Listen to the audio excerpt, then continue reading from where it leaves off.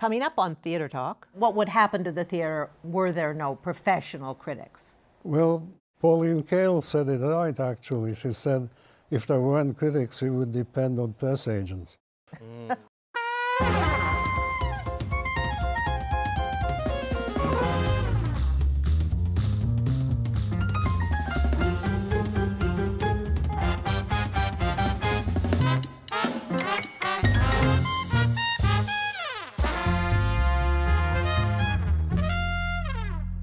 From New York City, this is Theater Talk. I am sitting here now with my guest co-host, the wonderful, talented, and very funny Julie Halston. Happy to be here. We are so honored that our guest is an icon of humor, glamour, and show business, Renée Taylor. Thank you so much. I'm honored to be here with you on Theater Talk. And your show, My Life on a Diet, is opening in New York City at the theater at St. Clement's on 46th Street. It was written and directed by you and your late husband, Joseph Bologna. So this is the New York premiere. We're so thrilled to have you, Renee. Thank you. So we were talking about the fact that I first saw you on Jack Paar back, what, in the 60s? 60, yeah. But Jack Paar would just brought you in on 23 times. 23 times she was on in 2 years. Yeah. Wow. How'd you get that gig? I auditioned as a singer, and during my audition, I forgot my music, so I started humming, and my zipper broke. I was so nervous, and they said, "You're hired." And I said, "As a hummer or?" They said, "No, as a talker. You're on tonight." I tell the story in My Life on a Diet, and I was so nervous, I cut my legs shaving before I went on, and I spilled water all over me, and he said, your legs are bleeding and your dress is wet. And I said to him, just act casual. Okay, because you were hilarious. You were hilarious, and clearly the audience just ate you up like you know. Thank so you. that's fantastic, as they're still eating you up. Oh. It's so great. Are you excited about doing this? Fantastic. Play, yes, show? because it's my life through what I was eating. Like Nora Ephron remembered what she was wearing. Yes. And I just remember what diet I was on and what everybody else was eating. And that's how I look back at my whole life. And I thought if I ate like different movie stars, I would look like them. So whenever I met someone, I'd sit down next to them and notice what they would eat. And then I'd go and eat that. It's hopeless, Renee, isn't it? It's hopeless. You keep on the diet just to avoid getting fatter, but it's just some of us are stuck with that. Well, I was in class with Marilyn Monroe. I ate what she ate. She told me she ate grapes, and so I ate grapes. But I told her I gained weight. It didn't work with me. But you know, she was a size 12 or something. I mean, by today's standards, By today's standards. Marilyn Monroe. Oh, she wouldn't get work. Right. You know, they tell her, you know, lose weight or you're out. Mae West. They told no. her, you've got to lose weight. And she said, no, I'm not going to.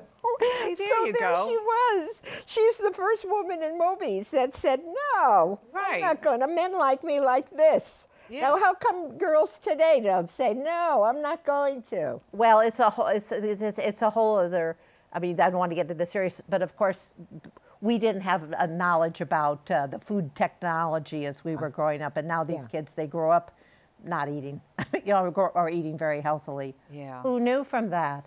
Yeah. But now, Renee, a movie you were in, you've written movies, you've written television, plays, started, but one movie that stands out, you had a very small part, but such an important one, The Producers. How did that you played Ava Braun, how did that come to be? I was going on for In Love as the standby, and he was in the audience. And he said to me the other night, as a matter of fact, I think Mel Brooks, 45 years later, he said, did I ever thank you? I said, no. He said, well, thank you. Oh, there you And go. then he invited me to come in to audition, and he said, I remember your audition. You came in after like 300 girls, and he imitated my audition. 45 years later, he remembered my audition. What was your audition? Ich lieb mir nicht. Ich lieb mir nicht. That was my... So you went on as an understudy for Ann Jackson. Yes. In Murray Shishgal's Love. Love. And you know who else came to see me? by accident, George Abbott was in the audience. Oh, for goodness And he sake. wrote me a letter and said, I don't see how anyone could be better. Come to see me tomorrow. And I did, and I got in a Broadway show with What him. was that? It was called Agatha Sue, I Love You. Wow. Okay. Was George Abbott ever on this show? No, he moved on a little before we started. Yeah. Oh. Well, anyway. I might be old, but I'm not that old. No, he died. He was over 100. Yeah. Yeah, it's But true. anyway, at rehearsal, he would send people home if they weren't dressed respectfully. He said, you can't come in the theater with sneakers. He sent somebody home. Oh. Oh, And when boy. he gave me a direction and I did it well, he would grab me in his arms and waltz me around the stage. Oh, my. Now you remind me him grabbing you in his arms and waltzing you around the stage. We recently had Estelle Parsons on this show, and you told me you studied with Lee Strasberg. Yes. She's a huge spokesperson for the method and for the Actors Studio. Patricia Bosworth was here and wrote about her book that some say that Strasberg that those guys over at the Actors Studio seemed a little abusive towards women by today's standards. You have any thoughts on that? He was always very severe with me. I was in his class for 8 years. Huh. 3 times a week. He was very severe with me. At the beginning, I said, this guy doesn't know what the hell he's talking about, criticizing me like that. But then when I saw what he said to Steve McQueen and James Dean, I said, hey, he's right about that. Maybe I'm wrong about me. And a light went on, and I really started doing everything that... I still hear his voice. When I go on stage now and I'm doing comedy, I hear his voice like, relax your shoulders, relax your mouth, just open yourself up, let it happen. I hear him. Interesting. Were you close to any of those people like Steve McQueen or James Dean or those other people hanging around? Actually, I talk about it in the play. I was close to Marilyn. I got to be friends with her. And I wondered about how if she was alive today, maybe she would be on Broadway. Maybe she would be. So you just see that she was a victim of... She was a wonderful actress, Yeah. and they saw a part of her in Hollywood, and that's what they explored. And not the whole thing. And they laughed at her but in class, her vulnerability, I was very, very impressed with, and her risk-taking. I met her in the ladies' room. She was so scared. She was putting calamine lotion on her face. That's how nervous she was. I was just really madly in love with her, her risk-taking. And that's what you do. I mean, Yeah. all your life. When did you meet Joseph Bologna, your husband and your writing partner and your producing partner? We had the same manager, and he said, I'm going to introduce you to someone you're going to have a comedy rapport with. And Clearly you did. we did. A legendary duo. We never- 1965? Yeah, we never stopped laughing. We got married 6 months later. We never stopped laughing. And you were able to work together just We on did and 3 on. plays and, 3 movies, 22 plays, 3 on Broadway. How did you write together? Because you wrote a lot together, obviously. Well, I would write the first version and give it to him. Right. And then he would take it and rewrite it and give it back to me, and I'd rewrite it, give it back to him. We kept passing it back and forth. Yeah. But you'd start the ball? I always was the one because I'd say, how about this? About everything, about everything. I was the beginner. Right. The starter, and he was the finisher. Were there times when he was finishing in a way that you thought wasn't right and that you had to negotiate that? We'd compromise because we'd negotiate. I'd say, if you give me this line, then I'll go with you to your families on Easter. So that was the negotiation. I think this sounds fantastic. That's pretty smart, Renee. Yes, I think this is very smart. It was wonderful to see him in the memorandum On the Tony Awards on the this Tony year. Awards. You know, I talk to him every day. I write to him, and he writes back to me in a different color pen. And when I saw him up there, for a moment I thought, oh my God, is he dead? I thought they don't know he's alive. I talk to him every day. Then I realized I'm in denial because my reality is that he's with me. That's my reality. Well, I think he is with you.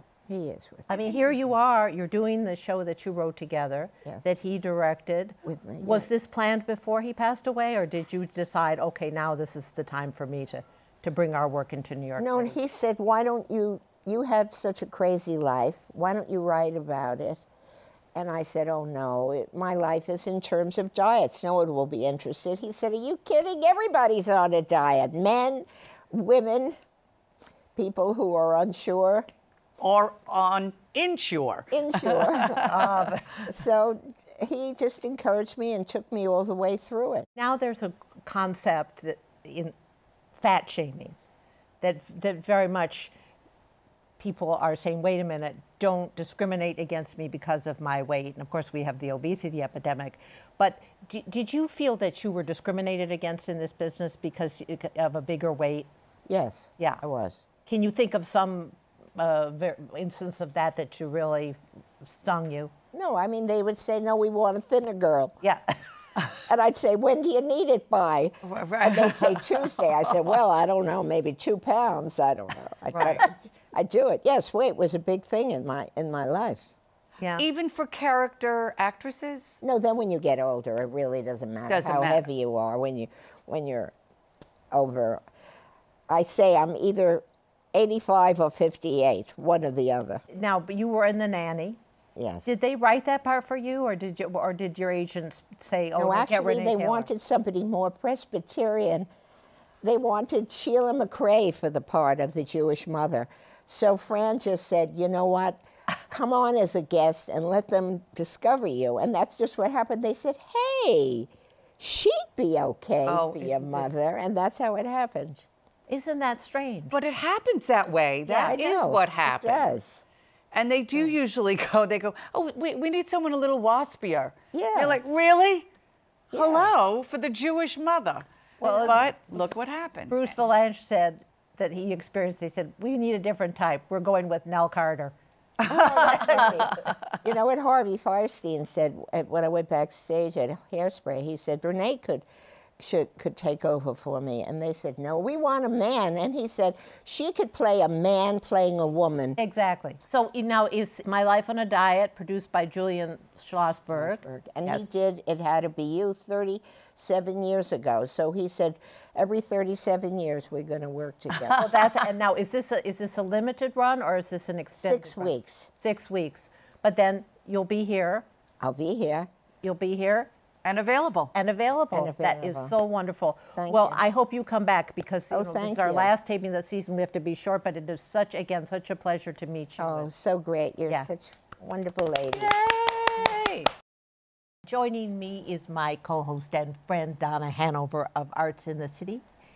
Theater Talk has been on the air for 26 years in some form, and our first guest ever was the great critic, John Simon, and we are so delighted to have him with us this week. Happy to be here. And joining John Simon is another critic, Matt Windman, who I first met when he was but a student at NYU. He became a drama critic and a lawyer and has written this wonderful book, The Critics Say, in which he did an extensive interview with how many critics, Matt? 57 critics, I think. Important one among them was John Simon, and that's what brings him here today. And also joining us is Justin Brown, who is now John Simon's co-host on their TV show on RN, multi-platform show on RNN, Yes. Corner Table, which is every Friday. Justin and John, like Siskel and Ebert, reviewing the shows. Welcome to all. John Simon, I'm so happy you're back. You are still a critic. How many years have you been a drama critic? I don't know. I'm not good at mathematics. All right. Some years. I met you in 1991, and you'd been doing it quite a while. Yeah. Look, I'm almost 100 years old, and I almost remember things from maybe 80 or 70, but beyond that, I don't. But John, back in the day, you were considered to be quite abrasive in some respects. A great writer, but very hard on people. I think that's putting it a little lightly. How would you characterize it, Matt? Many of the critics that I interviewed talked about John. It was almost like a back and forth between them, which is kind of how I wanted the book to feel, where almost like it was this imaginary symposium. Although I had interviewed each critic separately, I structured it in such a way that they're kind of bouncing their feedback back and forth. And a lot of the critics talked about their feelings about John Simon, his legacy, his attitude, and obviously many of them have had different opinions on it. But what I think they did agree on was his fearlessness. They seem to admire your writing very, very much. They didn't always agree with your assessment, or maybe with how acidic you were. But that brings me to a question. Did you ever consider, being such an intellectual and vibrant writer, did you ever consider being a playwright yourself? No, I never did. I don't think you should play. I mean, Bernard Shaw was able to do it, but most of us can be satisfied if they can do a decent job on one side of the fence. Being both a critic and a playwright is also very dangerous because you risk ceding some of your authority if you were to do a show and let's say it's terrible. Like, then how can you go back the next day and maintain that aura of authority? The thing that's so amazing to me, John, is many people at your age, you know, you have a couple years on me, would just say, I'm retiring, I'm stopping. But not you. You are compelled to write. You obviously love to write. You still do it beautifully. I know that there are two things that keep me going. One is my column, my blog, and the other is watching tennis, which I enjoyed enormously. Now, Justin. Yes. How did you come into John Simon's life? Funny enough, we met outside of, I think it was Waitress. This was a couple years ago. And the father was playing across the street. And his wife, Pat, introduced us. And I'd always heard... Yes, and you were her her student, Pat Simon at Marymount, right? And I had graduated at this point, I believe. And she had introduced me, and I was absolutely fearful. So I was like, is this man going to say something that's going to, like, set me off as, like, this queer, brown feminist that I am? But what ended up happening was we had a wonderful conversation about the father. And we saw Waitress, and I get a phone call from Pat, and she says, oh, you and John have really good chemistry, and the conversation flowed really naturally, and you weren't scared of him, and he wasn't necessarily intimidated by you. Would you consider maybe doing a little demo for this TV show that they want to do for RNN? And I was like, yeah, sure. And so we saw an off-Broadway production at the Atlantic. I can't remember what it was. And then we sat on a stoop and we talked about it. My hair was purple and curly and I had facial hair. It's been a very blossoming identity alongside John, which is kind of ironic when you know John's history. So it's been an interesting, fun journey. Now, what do you mean by that? Yeah, what is my history? Oh, what I mean by that is I think when you Google John Simon, you end up finding all of these comments about like, oh, John is racist, or he is sexist, or he is misogynist, or he's this and he is that. But what I think is really fascinating, and I think it's a conversation that we've started to have a lot more in the past 2 years or so, is meeting in the middle with people who don't necessarily have the same perspective you have. My philosophy is you gotta find some good in something if somebody made it. But I have a difficult time even thinking about, and I wanted this to be good. I wanted this to be good so bad. Why? With John and I, we've had moments, absolutely behind closed doors and off the record, where I've been like, John, you probably shouldn't say that. And he's like, oh, why? And all of a sudden, it's a moment of learning. I think you say wonderful things, but I don't think you should say with John and I. You should say with John and me. So John and I... It's another learning moment for all of us. I guess so. Oh, now, hey, you know, last night, it won't be as people are watching this, but as we're taping this, was the Tony Awards. Yes, it now, was. You got me scared of my grammar, John. Were the Tony Awards, was the Tony Awards. And, of course, the big winner was The Band's Visit, which is all about meeting in the middle and learning. Did you watch the Tony Awards, John Simon?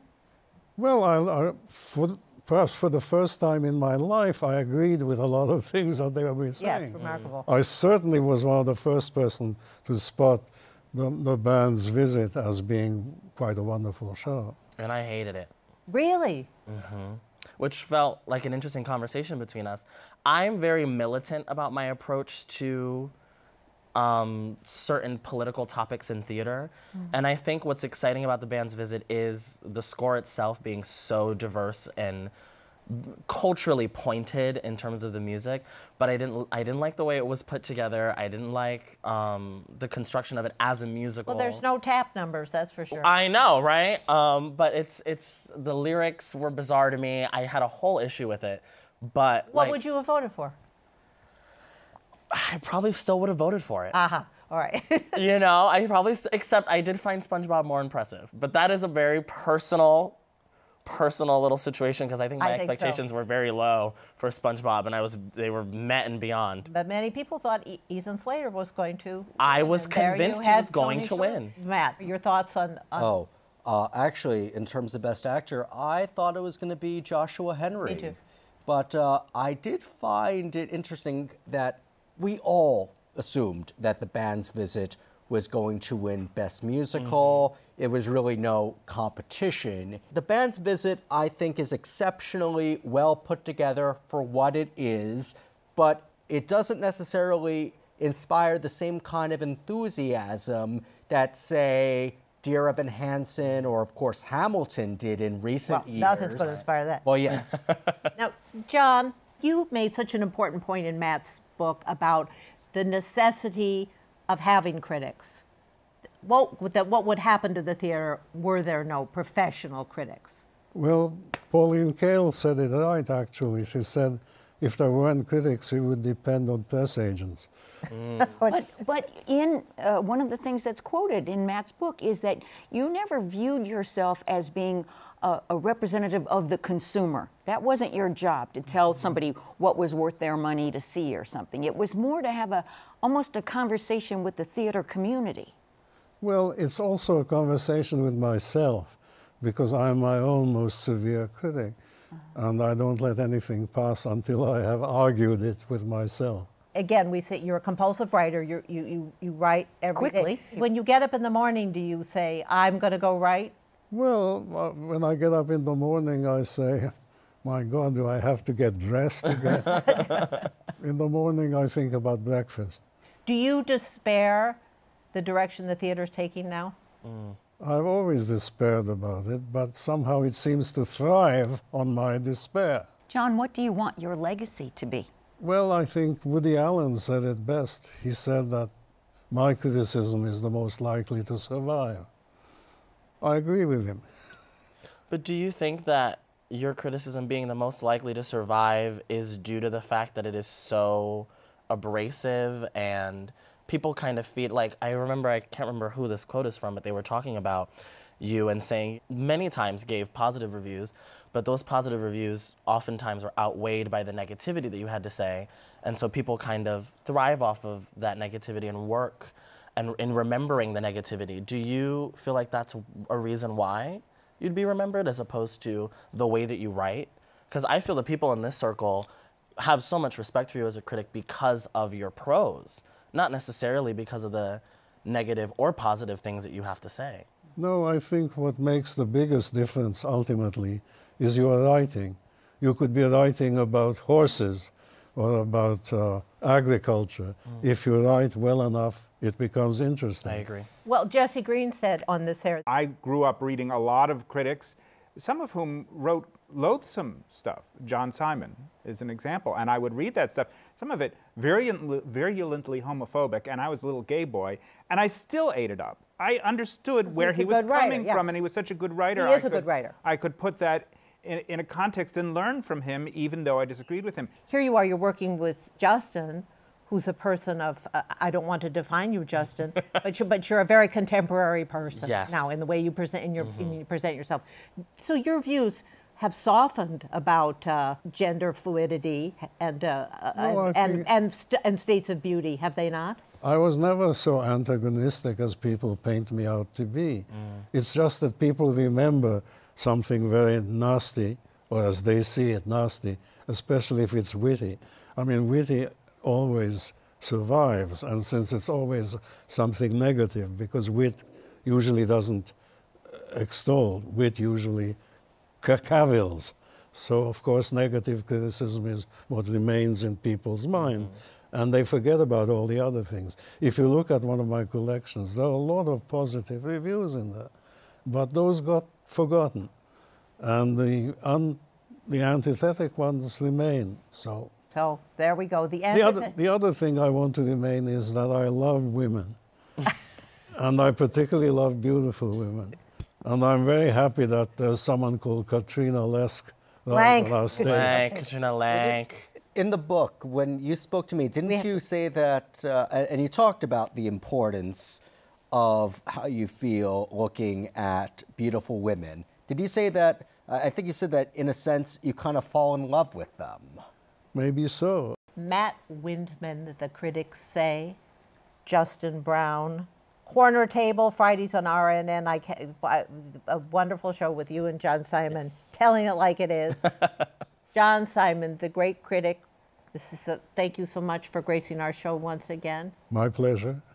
And Donna Hanover, it has been such a pleasure having you as a co-host. Donna Hanover, who's a correspondent, and I also want to say, viewers, a feminist hero. Yes, she is. Look it up. And so, thank you, my it's dear. wonderful, darling. Our thanks to the Friends of Theater Talk for their significant contribution to this production.